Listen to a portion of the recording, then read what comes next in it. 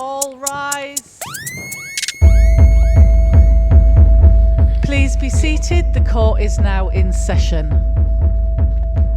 Citizens of a broken world, you can't say you weren't warned.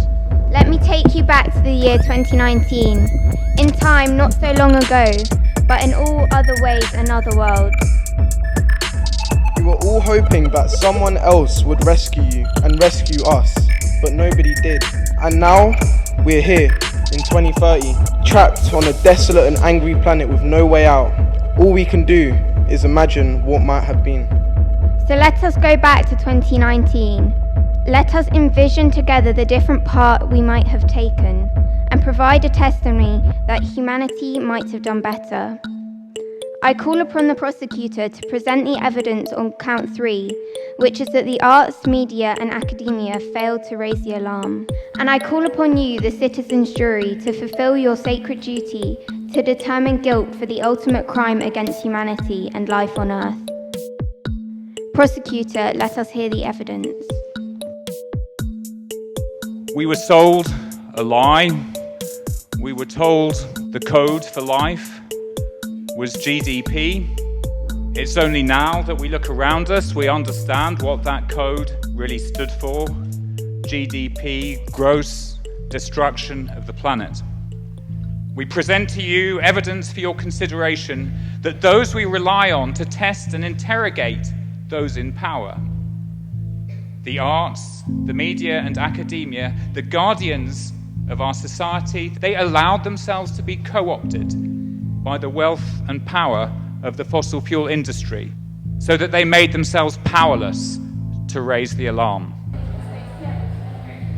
Plan B is a charity that brings real legal action against people, so we brought legal cases against the government for failing to implement their international obligations, international law. But there's one trial we really don't ever want to have to bring, and that is the prosecution when it's too late, when we've got past the point of no return. The scientists are telling us that that is going to be in about 10 years' time. And so the point of doing this as a show trial is to try and get people to think about what it would feel like to get to that point and to know that you hadn't even tried to avoid the consequences that we knew were coming.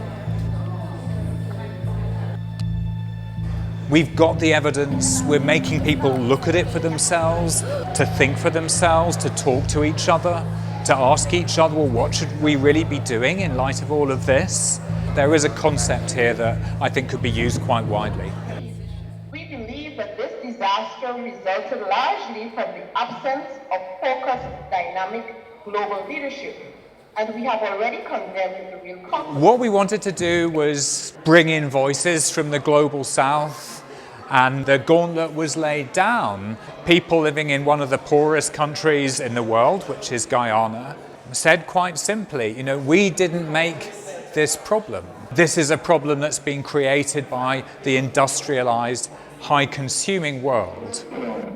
I think we felt from quite an early stage, if we didn't manage to find a way to bring those voices into this, you just end up reinforcing a slightly tired conversation. Could the spokesperson from each jury please come to the front to deliver the final verdict? Guilty. And jury 3, guilty or not guilty? Guilty. And jury 4, guilty or not guilty? We wanted to treat these these institutions separately. So for arts and the media, we find institutionally guilty. Academia, we reached a verdict, but it was not unanimous, but that was also guilty. We wanted to make people think about that it's our children who are going to judge us for what we did now. We also wanted to empower young people to make their voices heard, to reverse that dynamic of young people being told what to do, and make them in charge of the proceedings, for their voices to lead and for us to support them.